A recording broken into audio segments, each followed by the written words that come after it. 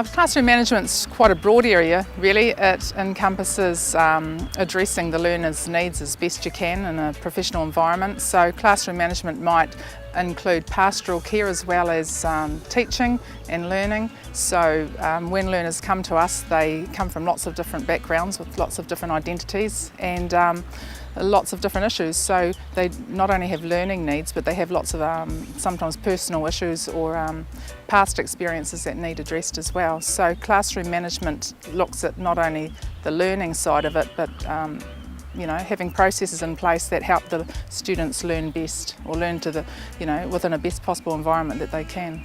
The most important thing about classroom management is being able to relate to your students. So if you can relate to your students, then you've cut your management in half basically. I guess it's about setting those expectations at the beginning so students know what you expect of them and they know what they expect of you. When it comes to managing adults, it's a little different than managing children, and so you always have to treat, you treat everyone with respect, but you also have to keep in mind that adults are adults and they like to be treated as such. We have a code of conduct that students have to adhere to, and as far as the classroom side of things goes, one of the issues that we have is cell phones. They are the bane of our lives at times. So we do ask that students turn their phone off during class time unless they're expecting something urgent, if they've got sick children or something like that. But otherwise we do expect that cell phones are off. If they're not, and if we see texting under the table and that sort of thing, we do tend to pull them up and go, yeah, can you turn that off please? Because it's distracting for us and it's distracting for other students as well. Generally it's always introduced very early on in the course and often as part of orientation. So all my staff, I really encourage them to go through the code of conduct or the student handbook in quite detail with the students, and especially the code of conduct because it sets a framework for everybody to know the expectations and know what's expected as far as assessments go and learning and time frames to have results back to them. But it also sets boundaries for what's acceptable behaviour and what's not. Also too, with the code of conduct, students have to modify their behaviour in such a way that they do work in well with others within a class and are respectful of others in the class as well. So, so again, bad language, just general perhaps messing around behaviour is very distracting to us, to others. So therefore we tend to stamp that out fairly quickly. Facilitating a good classroom environment where learning can easily take place without conflict or negative behaviour from a student is not always easy. It is important that if you are faced with a situation, that you follow the correct procedures in getting help.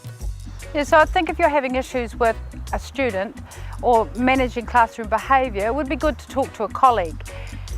Because often though your colleague has experienced that or know of somebody who has experienced that, failing that, any institute will have procedures in place which to follow, and there'll be a clear direction on where to go and how to get help. The first port of call is always the tutor. The tutor will always deal with the issue, in my department anyway, immediately. I don't think it's good to have anything wait to the end of the week or till next week or whatever. It's dealt with quite quickly. And if changes aren't made immediately, the tutor will then come and speak to me. I'm a program manager, and we'll send out a written warning. So they get their initial warning from the tutor, and it's generally just a bit of a chat and a bit of a heads up on what's appropriate and perhaps what they did wasn't, what we'd be seeing as good positive behaviour.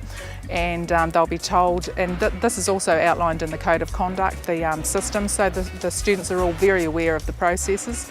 With the warning letter process, the first warning letter says that your conduct in class is not acceptable, and that gets sent out to their address. They then have to come in, see me, sign it, and then hopefully we carry on as usual.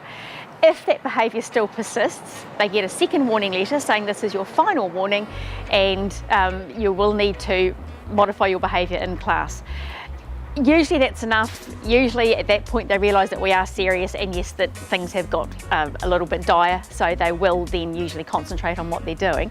And generally students know when they come to see me, they know what's happened, they know what they've done, and they generally fully are comfortable admitting it. Yes, they were at fault or they did have a poor attitude or said something inappropriate to another student, so they know.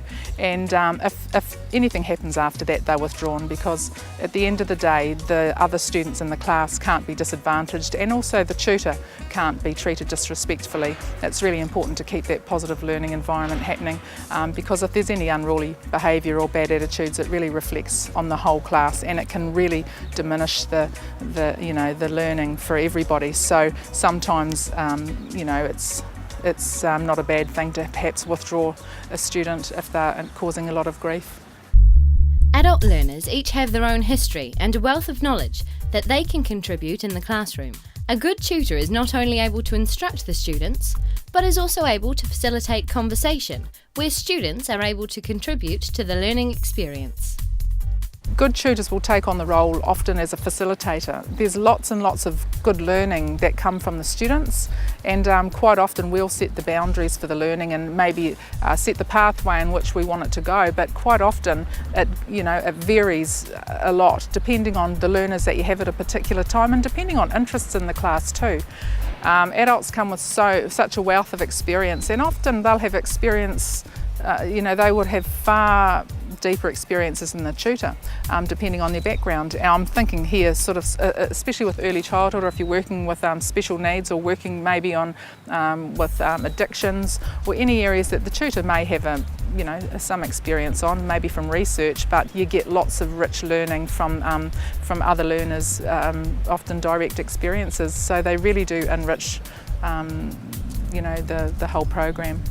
We do lots of role plays in our class because it's business admin and also travel and tourism, very much people oriented, so therefore we do role plays, and some of the assessments are actually in role plays as well, and it does put pressure on the students to perform well, and also it makes them think on their feet about how they would deal in certain situations. So yeah, we find that role playing does work quite well just to keep them on their toes. The attitude of the tutor has a large effect on the atmosphere of the classroom. It's essential that tutors always remain professional, positive, and understanding of the students' needs and requirements. It's critical for a tutor to be positive in a classroom. They are the key to learning, so their attitude often rubs off on students. I think it's really important, even if you're not, as a tutor, if you're not having a good day, to always go in there, be positive, interact well with students. I think it's important that as tutors that we are at class on time, that we're organised, we've got everything that we need, because there's nothing worse than having to nip out and get something, because we expect students to turn up with their workbooks, with a pen ready to go, so we have to do that same sort of thing. And also we have to model our language during class time as well, to make sure that we are behaving and speaking in an appropriate way with students and modelling what we expect from them, and also what industry expects from students as well. All tutors are expected to act professionally, dress professionally, they are professionals, and have a professional attitude, and that means always having the best outlook for the students in mind. The most important thing to do when you go into class, I think, is to go in with a positive attitude, smile on your face and greet the whole class, because I think that sets the tone right from the very start, and then hopefully that then sets the tone for the rest of the class as well. But it's very important to go in with that positive attitude.